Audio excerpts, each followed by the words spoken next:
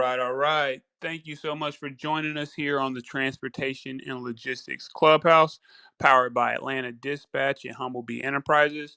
I'm very excited to be here with some very special guests. We have some of the good folks from ModivCare. We have Philip Wilkins and Ray Blanco. And before we begin, I did just want to go ahead and congratulate the Kansas City Chiefs on winning the Super Bowl.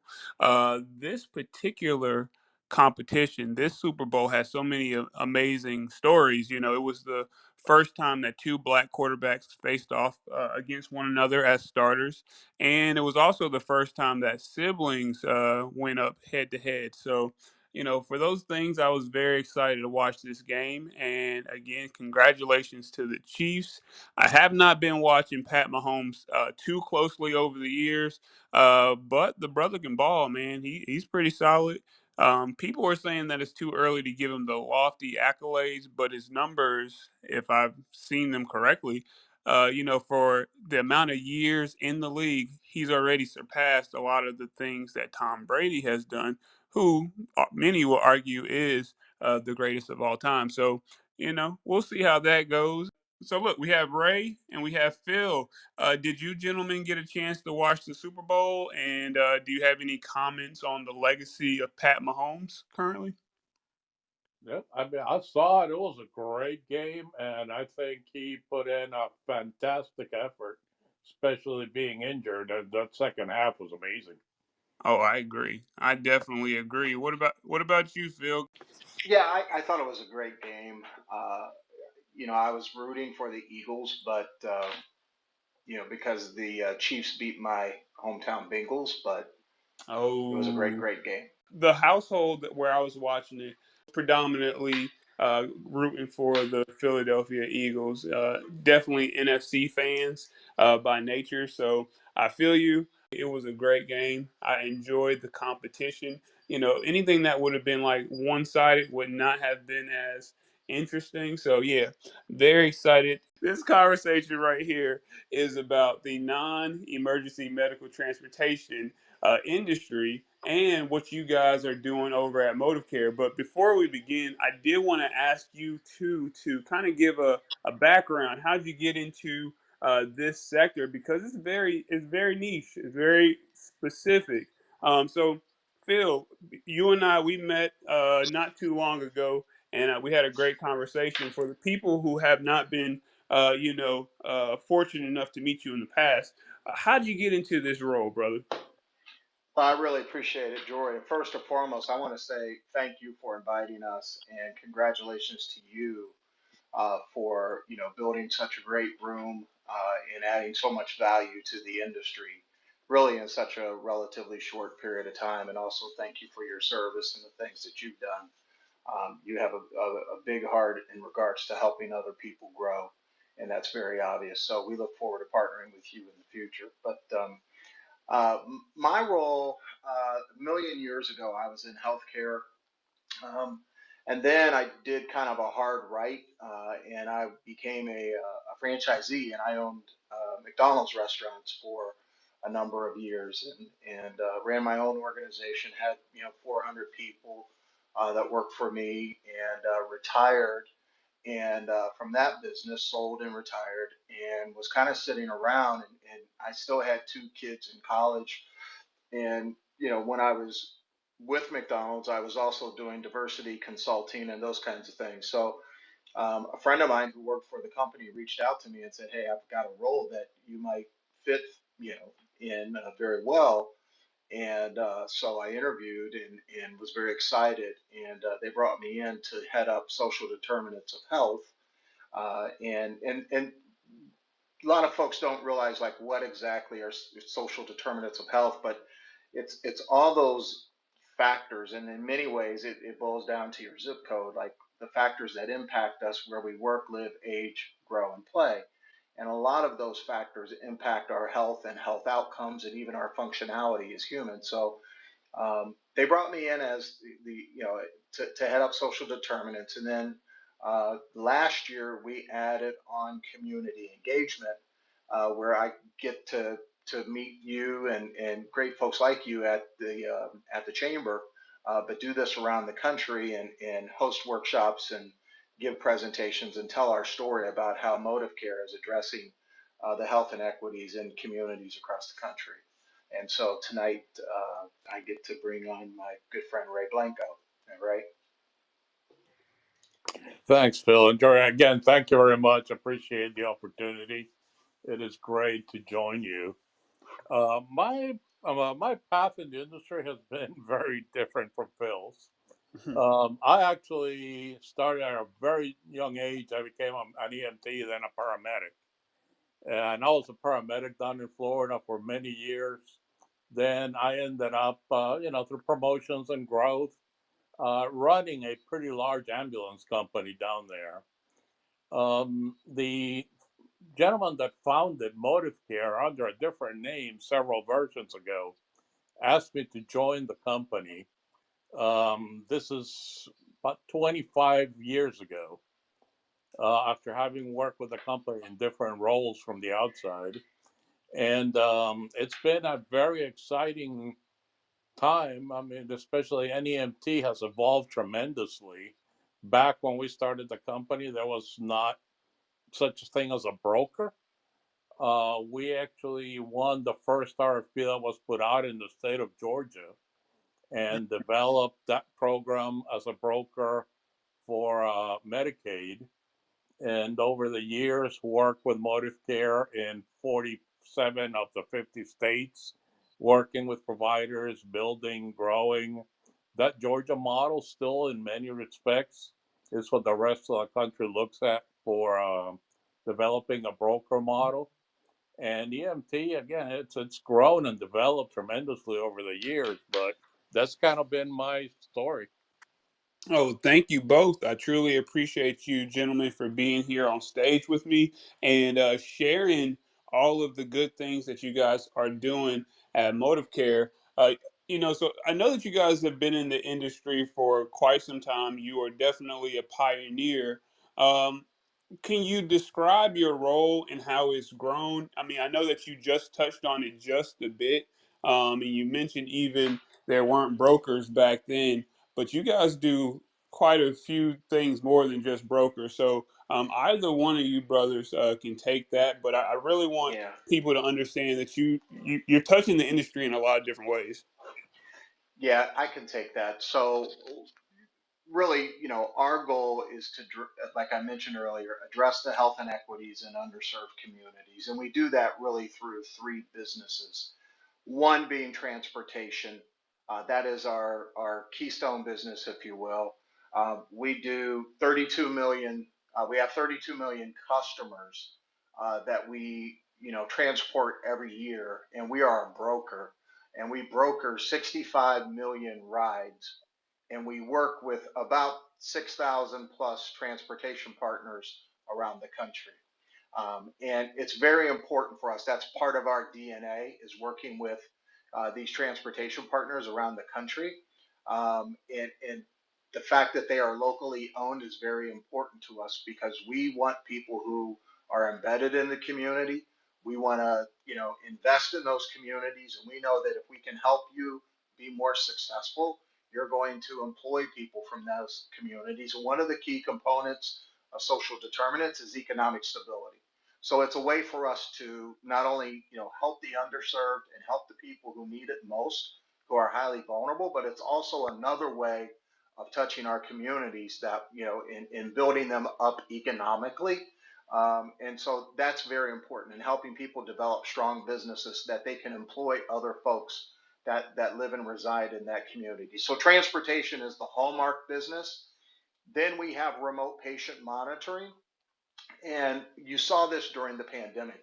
A lot of people could not get out, did not want to go out to the doctor's office or whatever. So people had to improvise, and we improvised. So we could provide remote patient monitoring, meaning you could be at home, we could check your blood pressure cuff, you could transmit that information to us, and we could share that to your provider. And so it's a way for us to help people stay at home and still get care, and we can meet customers where they are, and we do that quite frequently. I mean, we're nationwide in that business as well. And then along the East Coast primarily, We have a personal care business, a home health care business. We're the second largest home health care company in the country. And these folks are non-clinical, but they can go inside a home and they can provide bathing assistance, cooking, uh, cleaning if necessary. So, a lot of non-clinical things, but their role is very important. They have eyes on the patient, and can provide that information back to their care providers. So we're always, touching those customers, looking at those customers, and hopefully providing great data back to our insurance partners to assist with the health outcomes of the patients and what we call the members. Thank you, thank you, thank you. I truly appreciate that. And so we're talking about transportation partners. That's what this right here is geared towards, to get your name in front of the individuals who are already operating or are, in some way interested and have the capacity to operate. Now, for the people who are listening, what makes a good transportation partner? Someone, an entity that you're wanting to work with. Like, what makes somebody or an entity attractive to you guys for you to invest in them? Ray, you want to take that and then I'll fill in? Yeah, absolutely. Yes, I mean the like Phil said, we have a core business that is to help people. A lot of the transportation that we provide is to fragile individuals, some of the most frail. They have mental, physical conditions. So we are looking for people that want to invest in the program, in the members. We're looking for a good partner that wants to provide a service to those members, make sure they get it there in time, good equipment. Um, there's got to be more than just out for as a business. You really have to care. Mm-hmm. And there's some things that probably would be helpful is not starting with one vehicle. Those are things that we do have a certain markets where that works, but we're looking for somebody that would want to make an investment of two, three vehicles, have some ability to work the logistics of the building, of the business, uh, bring in good drivers, and be willing to follow up on everything that's required, like insurance, training, and we can get into a lot more of those details. But I think as a whole, holistically, that's the kind of person we're looking for, or enterprise. Thank you, thank you. And Yep. Phil, did you Yep. want to jump in?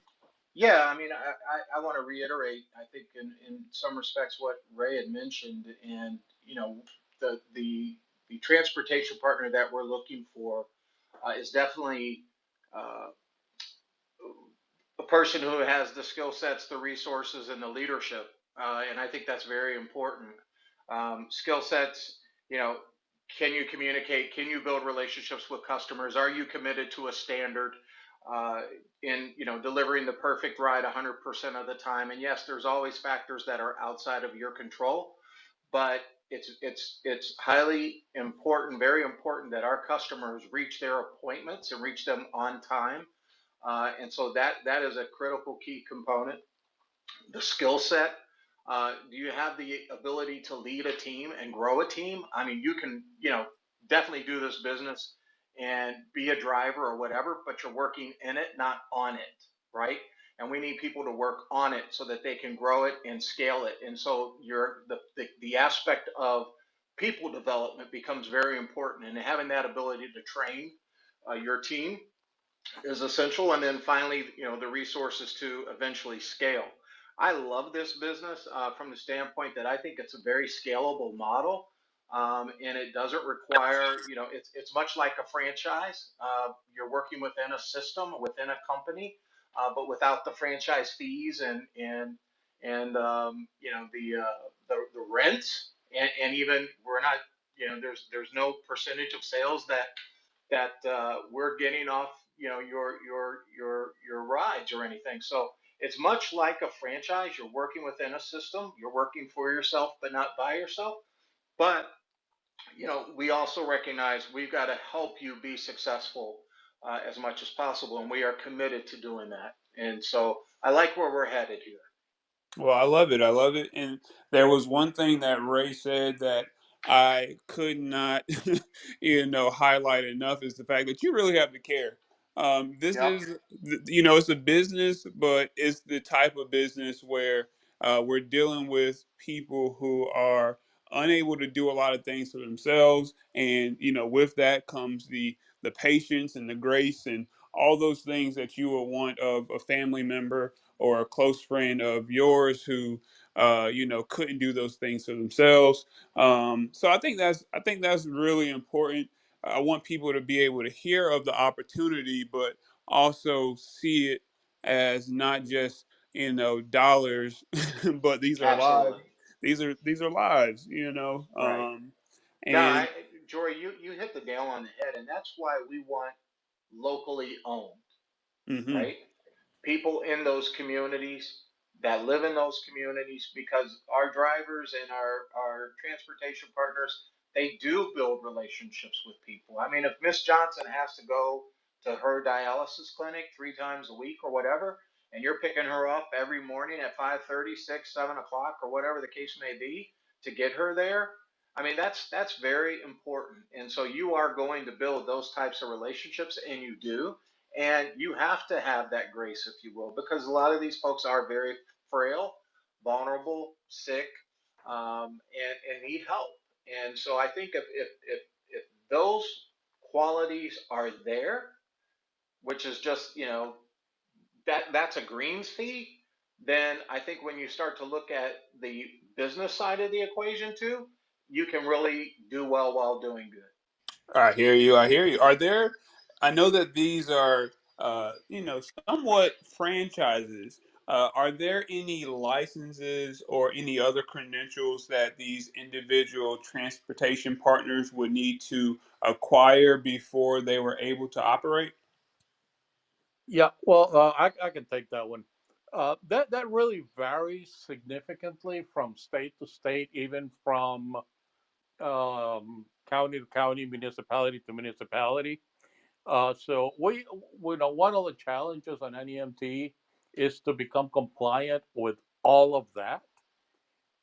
In a lot of cases, there's really no specific licensing other than for the EMS. We do have ambulance in our mix, but for the basic NEMT, in some markets you just have to have a business license that's local. Sometimes you do have to register with different local entities to be able to offer NEMT.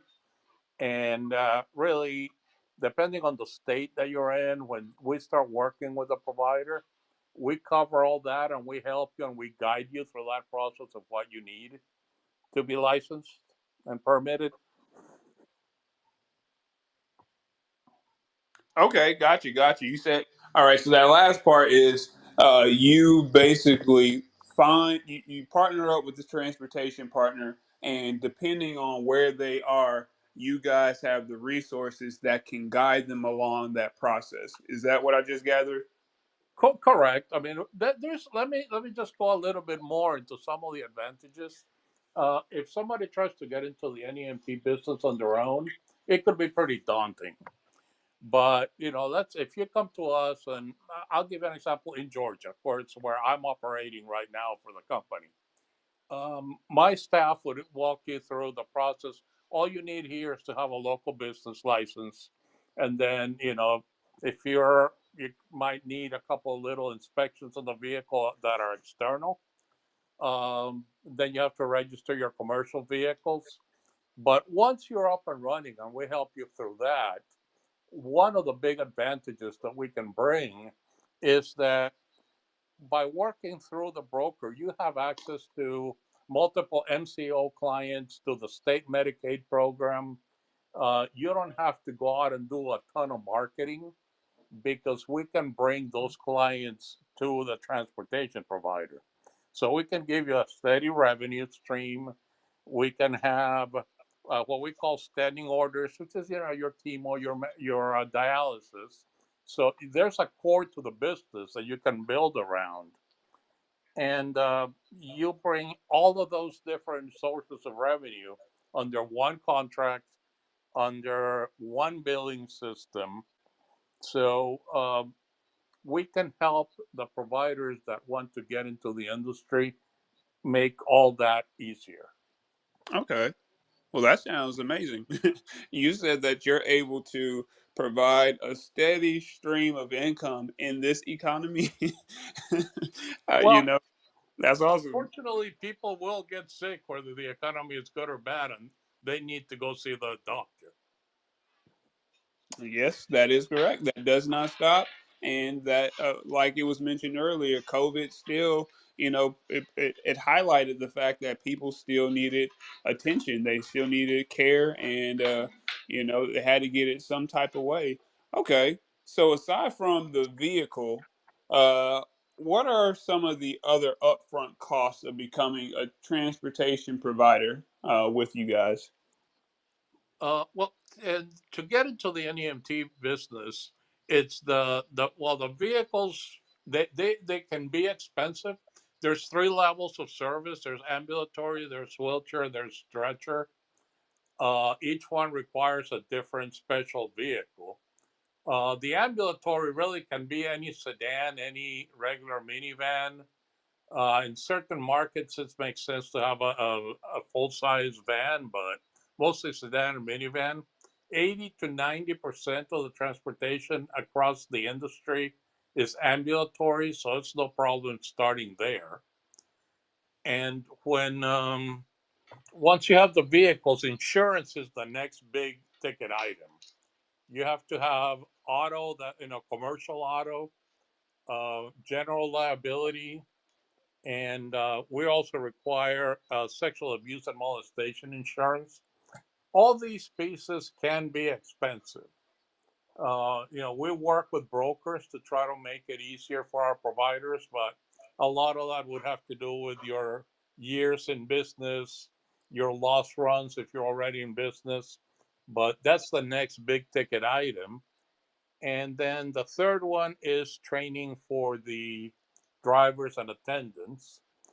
The training could be expensive, but we have made some deals with partners that offer discounted training to our transportation partners. So we also can help with getting, they're required to have PASS, which is passenger assistance and sensitivity. If they do wheelchair transportation, there's some additional training for securement. But those are the three biggest probably expenses is your vehicle, your training for your drivers along with payroll, your insurance. Okay. Okay. So I hear all right, so the majority of the time when I'm conducting these interviews, it is someone who is in the on the commercial side, and we're moving cargo. We are moving household goods, we are moving paper, water, things of those natures. But I've been hearing on this side, the non-emergency medical transportation side, that there is a big liability in the fact that we're transporting passengers. How does that affect your business and your mindset? And how should uh, potential transportation partners think about that when they're considering, entering this industry? Yeah, it's a completely different mindset. Like Phil mentioned before, for a package, a delivery, there are schedules. For our industry, it is critical that these folks make those appointments in time. So really you have to come in with a mindset of the logistics of it. If Ray's dialysis start at 8, he has to be there before 8. Uh, a lot of what we do is life sustaining. So that is one big change. And then there is some extra liability because your cargo is human cargo. It's precious cargo. So it's a lot different. You have to be a lot more careful, a lot more willing to assist, helping people in and out of the vehicle. We go back to the type of person that needs to be in this industry, which is a willingness to serve and help people. And then on your wheelchair and stretcher, you have some additional liability because you have to have people that are very conscious and secure these assistive devices well. And I don't know if I answered your question, but Oh, you did. You did. I mean, at the end of the day, uh, I was told something like this, right? You got to have that automobile liability, but it's not just to have it in case you're operating the car and you hit, let's just say, a light pole, and now you damage your car. You also have to have that liability insurance because you got people inside of that car with you, and they can, at that point have claims because of their injuries and all of those things. Um, and with the nuclear verdicts that we've seen on the commercial transportation side of things, I can only imagine how it would be when if you have multiple persons in a vehicle that has some type of incident like that. So I think that you answered it well, and I guess just to move along. Um, I know that Phil, you mentioned how important it was that the transportation providers be one with the community, part of the community. Uh, are you guys actively seeking out diversity when it comes to your transportation providers? Oh yeah, I mean, what we're looking for, Jory, is we want our transportation partners to mirror the communities we serve. So by all means, we are definitely, we encourage and welcome a diverse pool of transportation partners. We would also hope that the uh, the the diverse pool of transportation partners, if and when appropriate, would be certified. As a minority or woman-owned or veteran-owned business, that would be phenomenal, and that is just something that is becoming more and more important in our role. To kind of help your listeners understand, we contract with insurance companies who are typically directed by the states. So the states will contract with an insurance company and say, "We want you to run our Medicaid, programs or Medicare programs, whatever," and then they will contract with us. Okay, the states are holding those insurance companies to a high standard in regards to their minority and diversity spend, and as a result, they are expecting us to do the same. And so we need that, and those TPs, those transportation partners that are certified, I'm sure because that is something that is critical to our story that we'd like to share, will be getting rides. And so there's an opportunity there that we need to take advantage of, quite frankly. And we would encourage RTPs who are eligible to take advantage of those types of certifications to do so. And in certain situations, we may be able to assist.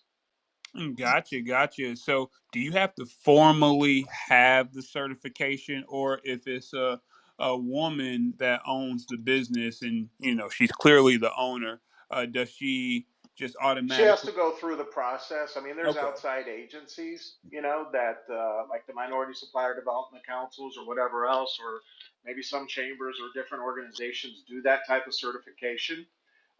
But they have to, they go through that with the business owner, and they look at, you know, the the income and or the investments, and how is it, divvied up, et cetera, to ensure that it is in fact minority or woman owned or veteran controlled business. Gotcha. So in my world, I have certain. I was attracted to certifications because I wanted to do government contract work. Whether it be at the Sure. state level, local level, or even with the federal government. And the ones that I went after, they are, they basically set asides. I'm Hub Zone certified, I'm DBE certified, and MBE certified. You know, would would it work the same way within your organization, like the set asides, like they would do it with the government? If the transportation partners had those certifications, or how would it affect or influence what they do or what they get on a daily basis? I'm not sure, Ray, and you could probably answer that better than I could about set asides. I don't know how many set asides there are, Jory. Like, a certain percentage of this project has to be minority owned, but clearly when we are looking at our RFPs and those kinds of things, people are asking us what does your spend look like? You know, Yeah, Mm, Jory. so So some of our contracts do have pass-through set-asides and percentages. Not all of them. I mean, our goal, like Phil stated, our goal is to have that diversity. But the where we have an official set-aside is usually a pass-through contract from our client. gotcha. Okay. No, I hear you. I hear you, brothers, both very loud and clear. Um, do you have any specific technology? I guess this is on to the actual operation. People have heard the spill. They are very interested. They go through the process of getting the vehicles in order. They get the insurance, and now they are in the day-to-day operation. Like, do you guys leverage a certain technology that makes the operation flow smoothly? Yes, actually, we do have. Well, we are requiring that all our providers do all their billing and their trip download, all their interactions with us electronically. And as part of that, we do have a piece of software that's called WellRide. We make that available to all our providers for their interaction with us. That software also will do what we call their routing and their optimization of their trips, and that is to any provider that's working with us to do our trips is free. Now, a lot of providers do have relationships with other vendors, and that is fine because we do have APIs where we can connect to whatever vendor they prefer. But if they're just going to be working with us, we might as well take advantage of the free software and use our software, or they can use our software for free for our trips and pay WellRide for any additional trips that they have.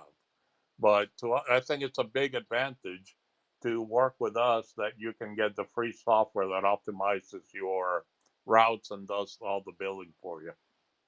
Gotcha. Does it ever, like, not to compare the two, not to compare the two, but like, like Uber, right? You can say I want to have a exclusive ride, or I'm gonna do a pool. Like, does this software ever say that we're going to be picking up multiple customers on the way to a hospital or to some type of venue? Well, it's a very different concept. And this is funny.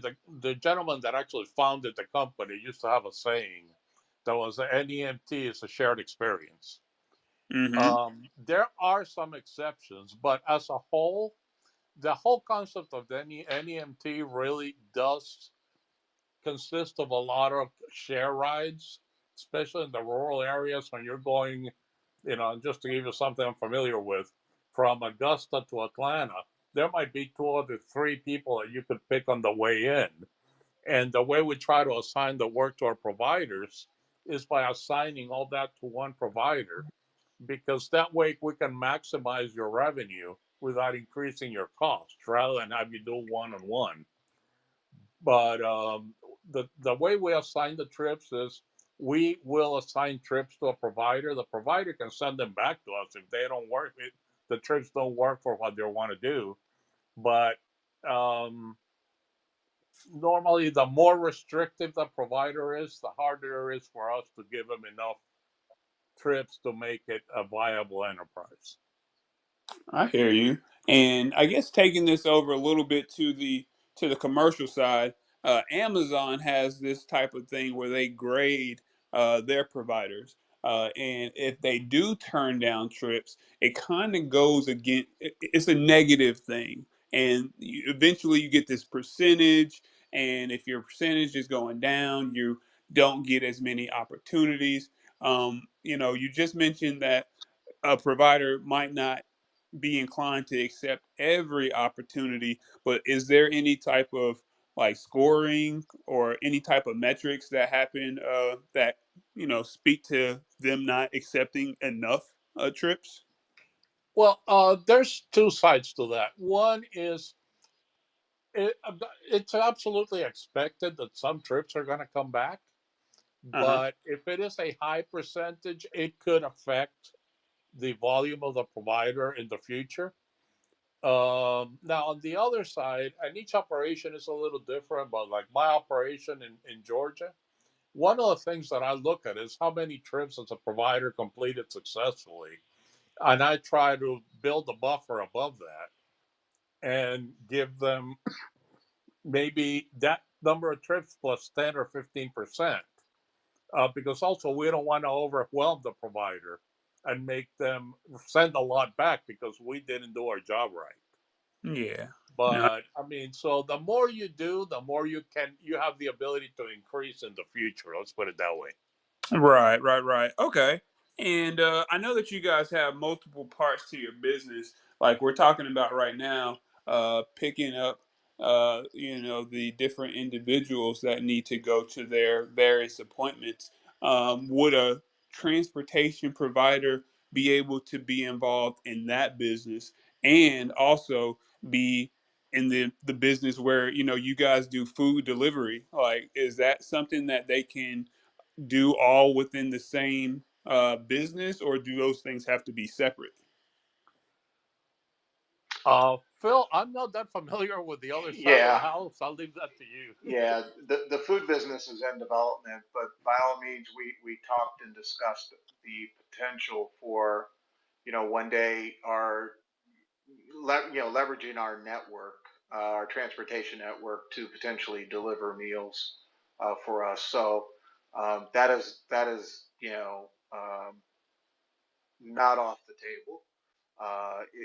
And I'm sure as that program gets further along and baked out, we'll probably consider, how do we leverage our network to give them rides. We are always looking for opportunities. A couple things. One, how can we help our transportation partners grow their business?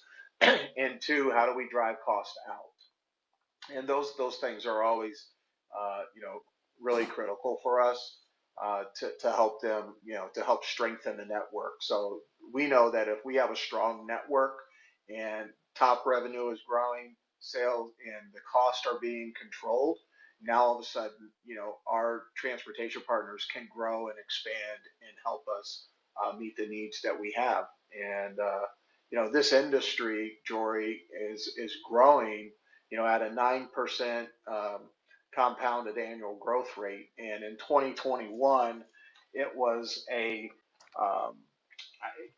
think a $2 billion business or something like that, and it's expected to be 15 billion by 2028. So this industry is growing rapidly, and we definitely are excited and look forward to helping our growth partners. I'm sorry, it was 8.6 billion in 21, and expected to be 15 billion in 2028. And so it's growing rapidly, and we definitely want strong partners to help us maximize that growth and take advantage of the opportunity. Yes, sir. Yes, sir. And you mentioned that these bad boys can be uh, like franchises, and that you have a extensive background in that segment. Let's just say that someone establishes their business, their transportation hub here in the Atlanta area, but they have very capable friends and family members in different states that are inspired by what they see. Are those individuals, those companies who started their business in Atlanta able to duplicate themselves in these other places? Is that is that something that you've seen? Ray, Yeah, you answer I that, would. and then I'll answer that. Yeah, no, we actually have seen that. We have some partners that have started in one state and then expanded to other states or moved into other states. It's going to be under some different, probably rules and regulations for the new market. But absolutely, we would work with them to help them get established in another market, whether it's them or another owner. Now, the only caveat is it wouldn't be like this company subcontracting to a different company, but as long as it's the same company, or they just open another office there with another, set of tax documents and all that, yes, we can. Okay. Yeah, Jory, if I can add on here, I mean, this is what I like, coming from the franchising industry. We offer a franchise like opportunity, right? So when I bought my franchise from McDonald's, I had to pay them a $45,000 franchise fee, as part of the purchase deal, you know, in addition to the purchase of the restaurant. We're not asking you for that. We're asking you for the startup. And then the other thing is, if I wanted to expand, I had to get McDonald's approval to do so. We're not asking you for that. I mean, obviously, you have to make sure that you are hitting the benchmarks and the standards here. But if you wanted to scale into other states and you're meeting the standards here, let's say in Atlanta and you wanted to go into South Carolina, but you're definitely knocking it out of the park, there's nothing there that should hold you back. And when I look at this, this business, it definitely has the potential to scale. And I think, the other thing is you have the potential to really, uh, in many ways, drive top line revenue that could trickle down. And when you begin to become efficient, and let's say, you have 10 rides a day, and now all of a sudden you implement the software that Ray's talking about or some other software, and you eliminate dead time, and now you get 15 rides a day, and then you compound that by adding cars. And so now instead of one car, you go to 5 cars, 15 cars, 20 cars, and you're getting those extra 5 rides when the rest of your market is at 10 or 12, but you've got the efficiencies and you're driving that, you're going to see that money, you're going to see things start to trickle down and really make a lot of business sense. And so we've got two sides to this equation. The first side is definitely the most important. You've got to have the passion, to serve and to help the members. And I think anyone who's on this call has that heart. But then on the other side, it's that business skill, right? And that capacity and that skill set to really understand, how do I grow this business? How do I make myself financially strong so that I can expand and I can grow and I can afford that, and I'm willing to make that investment in the infrastructure, in the leadership team in order to do so, and to put myself in that position. And that's what I really, really like about, this as a business model, if you will. Yeah, Okay. Jerry, and if I could just add to that, because what I said before, that we want providers that have multiple vehicles, not just one or two. It's not because we don't want to help that small one or two vehicle provider. It's because logistically, and you coming from the logistics world, understand it is very hard for that one or two vehicle provider to build efficiencies. But once you put five, your efficiencies are multiplied.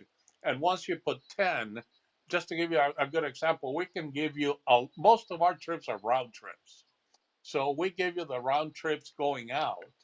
But if you don't have the ability to move vehicles around to handle those return trips that are going to be individually not the same time as the pickups to go out, that 10 vehicle provider can build incredible efficiencies above the five, and the 20 can do even more. And so the more you grow, the more your efficiencies build. Okay. And so just to make sure I'm following that example, if we're talking about round trips and I'm picking somebody up and I need to drop them off so they can get the services that they needed in the first place, you're saying that the efficiencies come along when I have another transportation or another vehicle that might be able to pick them up once they're finished so that the vehicle that dropped them off is not just sitting on dead time. Is that what you mean? Correct. Your vehicle that picked them up might be still dropping off a route when another vehicle can scoop that person that's ready to come back. Gotcha. No, that makes perfect sense. Yeah. Okay. Okay. And for the people who are already in the industry, like I'm looking in the audience and I know there are several folks who are already doing this, folks that have been teaching others how to do this for, at least a couple years, how can they reach out to you in the instance that they already have the structure, they have the infrastructure, but you guys have the actual quantity, you have the ability to keep them moving consistently. How would you want them to contact you? Well, the Right? easiest way, uh, what was that? No, I was gonna direct them to my email, and then I can kind of direct them. But whatever you would like to do, I'll give my contact info at the end. Okay, no, I was gonna give mine too, but the Okay. easiest way, because I don't know where everybody is Right. going to ModivCare.com, and there's a transportation provider link there that takes you to a page where you're gonna find a lot of information on how to become a provider, and a link for a small form that you can fill out, and then the right market or the right individual in that market can call you right back and get you started on the process. Gotcha. So Or you can email. I'll give you my email address. You can email me, and if you're not in my market, I'll get you to the right market. Right. Yep. Yep. That's what I was gonna do as well. okay. And look, for everybody that's in here, this link tree at the top, if you click on this link, it will take you to their website. It'll actually take you to the screen on how to become a transportation provider.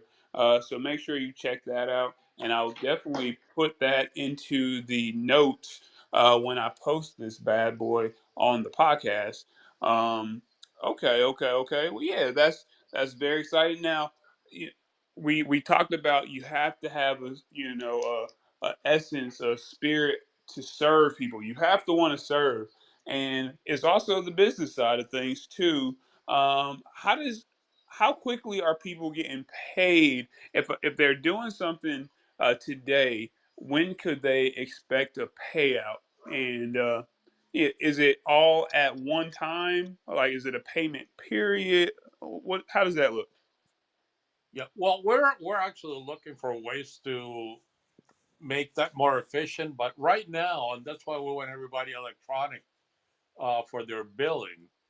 You build the trip the second you're finished with the trip's ready to be billed and automatically comes into our system. Right now we have 2 check runs every month. So depending on how fast that billing happens, because we give you a chance to look it over if you want to before you submit it. Most of our providers, I would say, are somewhere between 7 and 10 days in arrears for the bulk of their business on an every 2 week basis. Okay. So can people expect to be getting daily payouts for things that they did a week and a half ago? If they're in No, a no, no. It's at 2 checks a month right now. okay, gotcha. Yeah. Sorry about that. No, no, Okay, no. all right. Well, yeah. I mean, if you guys had anything else that I didn't get a chance to cover that you feel like is pertinent to highlight, please let me know. And in the meantime, I'm going to see if are you guys open to questions, and if anyone had questions. Sure. Absolutely. Yeah. All right. Well, look, I just turned the hand raising on. If you did have any questions that you wanted to come up to the stage, please raise your hand. Very excited to hear you guys interact, especially with this subject. So let's see. We did have a brother join the stage. Hey, Malcolm, how you doing today, brother? Go ahead and unmute yourself. Boom. Sorry about that. Pretty good at yourself. I'm extremely blessed, sir. Thank you so much for joining us. I believe you are already in the industry. Introduce yourself, please, your company, and let us know what your question was. Um, I used to own a non-emergency medical transportation company Okay. many years ago, right before COVID. However, at the time, we had just partnered with it was National Med Trans. I don't know if you've ever heard of them, but Yep. we had just partnered with them, and we were partnered with Access to Care, and they lost several big contracts in Florida. So it literally took our business from about 17 drivers to zero Oh, within sorry to hear 24 hours. So I've been providing a lot of consultations and guidance and helping providers get on board with various brokers, including ModivCare as well. Um, and some of the things that I had wanted to kind of let everyone know when it comes to non-emergency medical transportation, it is a business that is team. It requires a team. So you have to, uh, it's not a business that you can run by yourself. Uh, and as the gentleman said, who's with ModivCare, they tend to want to bring on providers that have five or more vehicles, just because when it comes to the reliability of completing trips, you know, there's a higher chance of those trips being completed. Um, and as he mentioned before, having various software in order to manage your trips, because those brokers will also audit those trips. So they'll request, oh, well, send us, the signatures of, John Smith, his A leg and B leg, and those trips tend to pay out at a later time. But again, I would encourage, even if you have the opportunity, go and drive for a non-emergency medical transportation company, just to see how it works. See how the day-to-day operation is from a driver standpoint. That's what I did before I became a provider. Okay. Are you interested in getting back into it?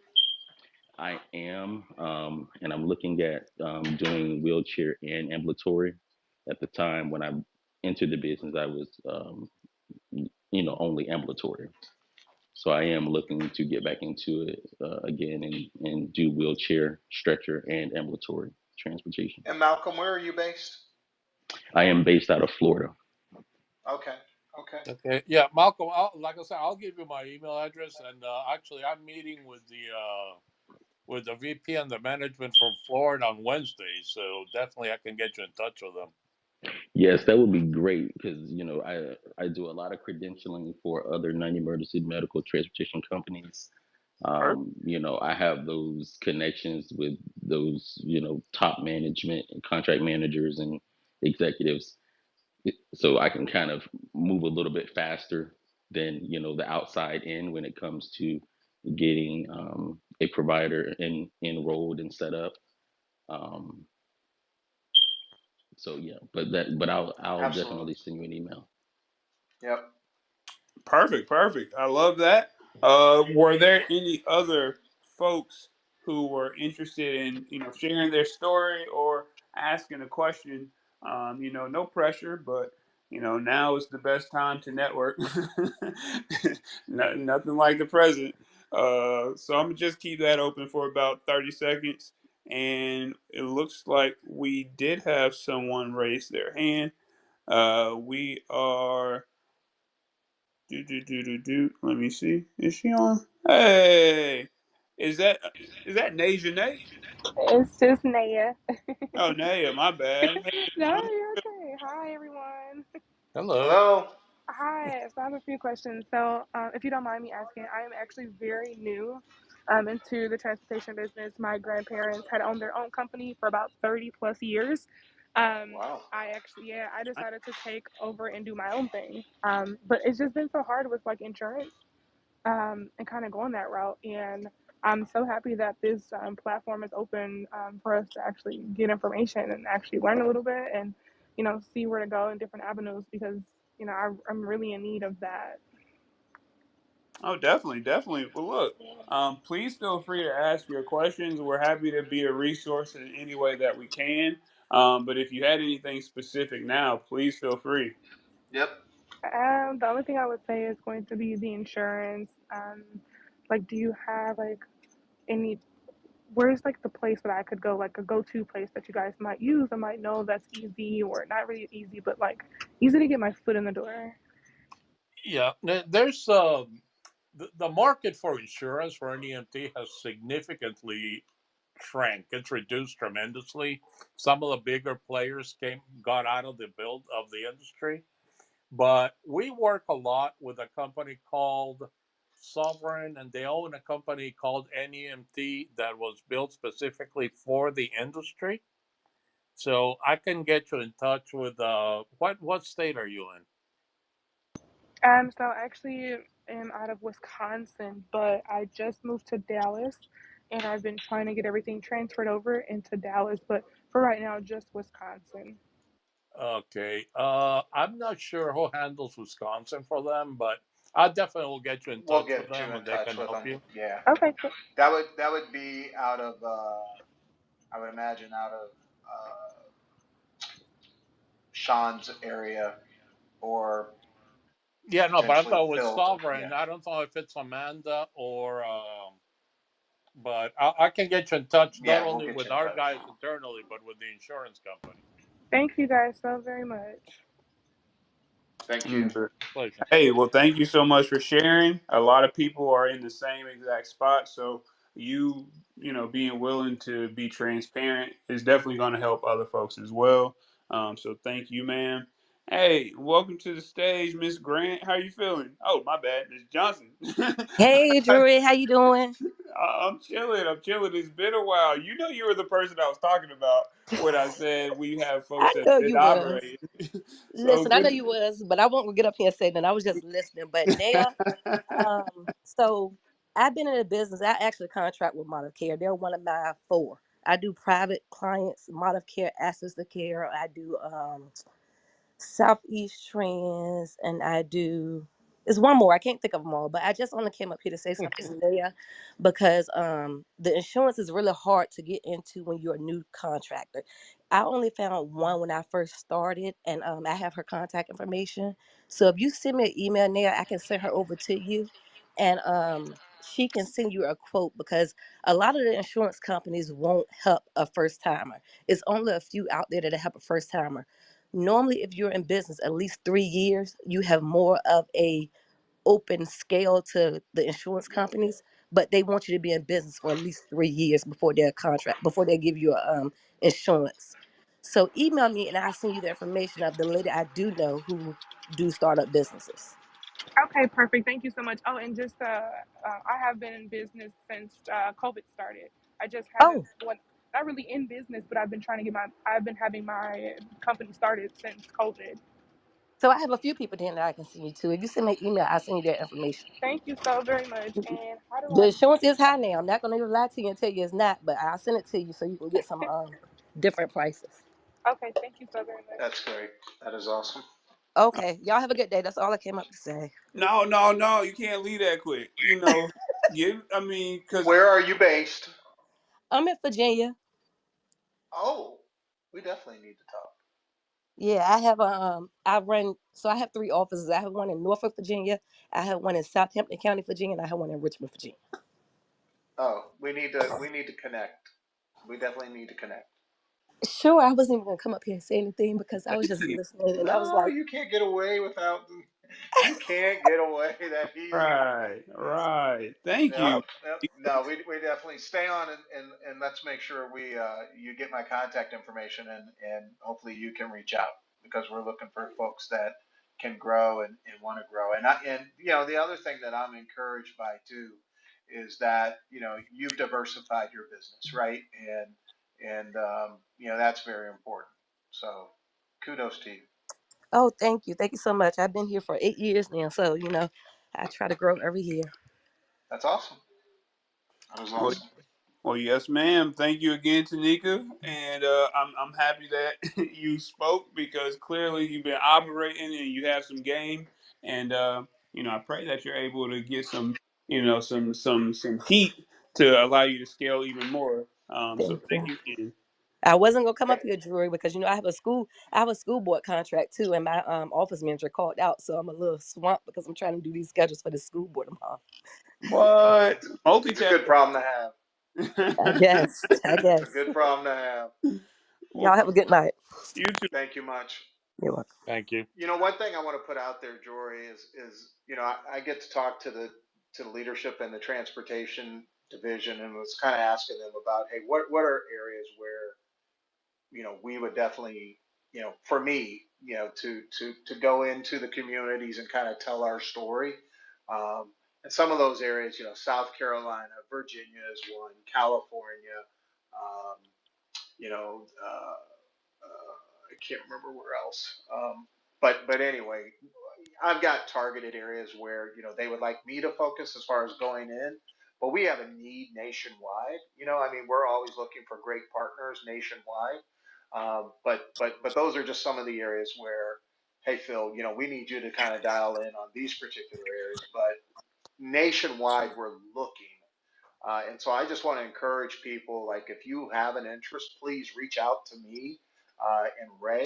And my email, I just want to give it here, is phil dot phil dot Wilkins, WILKINS, at modivcare.com,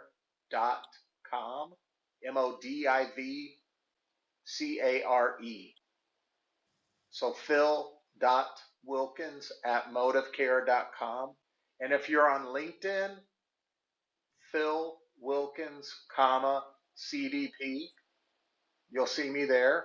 And even if you're on, find me on Instagram. I don't care. I mean, I'm around, so just reach out to me on social media, hit me in the DM, and I will follow up and get you to the correct people as well as Ray. And Ray, please share your email and your LinkedIn so that we don't forget. Yeah, LinkedIn, I don't go in that much, but absolutely please email me. It's Ray, RAY, dot Blanco, BLANCO, same as Phil, at ModivCare.com.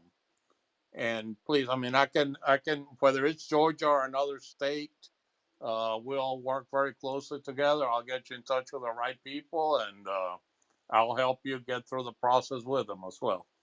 Yeah, and that's my commitment as well. I mean, kind of as we do this recruitment and this outreach, the folks that we bring in, I want them to have a different experience in regards to exposure. I want them to meet Ray. I want them to meet other leaders in the transportation partner. I'd love for you to do a cycle in our, customer service department to learn and understand how orders come in and even how they're paid with our billing team. So those are some of the changes that we're looking at making to make this more, like a partnership. I mean, we want that feeling and and we want you to feel like, hey, this is a partnership and we want you to grow and be successful because we know if you're successful, we'll be successful and we'll take care of our members and we'll provide health equity in the communities that really need it. Gotcha. Well, look, we did have one other person that joined the stage. It's going to be our Awesome. last question. Are you there, Miss Henry? I am here. Hey.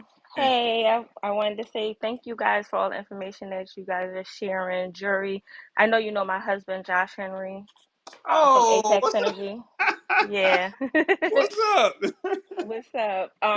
So I am very, very new. Like I'm just in the starting stages of my startup, right? So I'm from Philly. I just wanted to know if you guys had anything for me as far as insurance and any information that I can do from PA. Yeah, Anything the helpful? Philly. Oh, go ahead. Oh, go ahead, Ray. Okay. No, yeah. I mean, we do have an operation in the Philly market. The insurance. I mean, it's most of them are fairly national, but yes, I can definitely get you information on the one I was mentioning before on Sovereign slash NEMT. Or there's actually a couple of guys in the Northeast. I can send you information so you can get a number of quotes. And again, anything that I can help you with. Before I got old and slowed down and started running Georgia, I led the provider relations across the country. So helping providers is dear to my heart. That's what I like Yep. doing. So Yep. please reach out. Will do. Thank you so much, guys. Yeah. Please reach out to me too. I'll be in Philadelphia next week, so I need to know where do I get a good cheesesteak, and tell me it's not Geno's. It's not Geno's. Absolutely not. Right. Right. I agree with Yeah. that.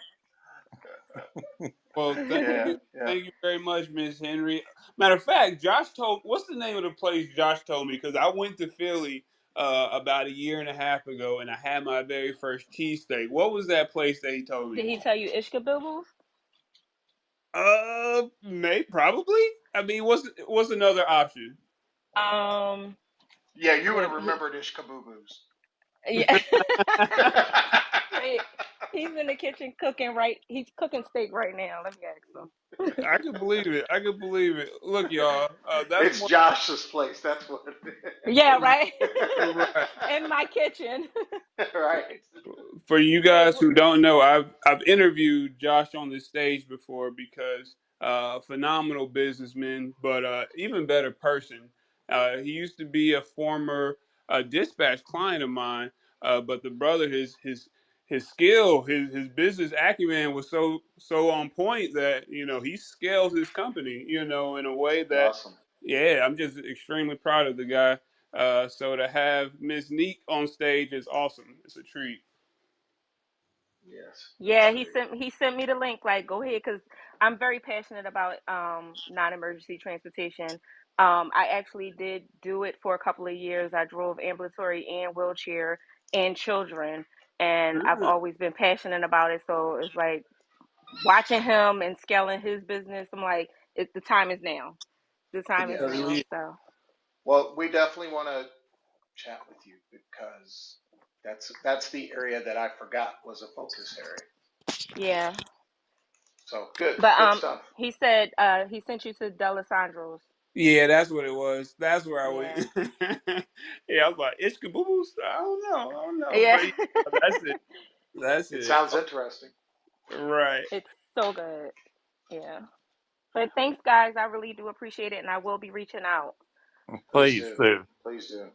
All right. Well, perfect, perfect, perfect. Well, it looks like we are going to be closing this bad boy out. Fellas, you guys have said a lot tonight. You've shared a lot of game and a lot of insights on how people can become these transportation partners, these transportation providers. Is there anything that you wanted to say? Any closing remarks? From me, just again, thank you very much. I appreciate the opportunity. And everybody that's on the call, please do reach out. And we'd love to hear from you. Yep. Same. I mean, Jory, really appreciate you having us on, and we're just really impressed by what you've been able to build and the value that you bring. And it's been a pleasure. And once again, find us on LinkedIn at Phil Wilkins, comma CDP, and Ray Blanco, or email us at our respective emails, and we'll make sure that we take care of you and help you through the process. Perfect, perfect, perfect. Well, yeah, it's been a pleasure having you both here on stage. I love the participation, and just tune in next week. I guess tune in Mondays as always as we partner with Freightway Sonar Team. We're going to tell you where you should position your trucks to take advantage of the market. And then next week, next Wednesday, we are going to be speaking with another compliance specialist, but we've been hitting compliance hard at the beginning of the years because a lot of people, despite the rates, being so low, people could survive, but it's the compliance that's kicking them out of the industry, out of the commercial trucking industry. So we're trying to give all the tips and tricks in the game so that you can stay afloat and build in those practices, those efficiencies, and just the compliance into your company. But next week, we're going to be talking about data queues and how you can use data queues to potentially get, some of the things off of your DOT safety rating. So tune in next Wednesday to find out more about that. Again, Phil, Ray, I appreciate you both, and everybody, y'all have a blessed one. Thank you again. Thank you all. Thank you, Jory. Hmm. Thank you. Thank you, everyone.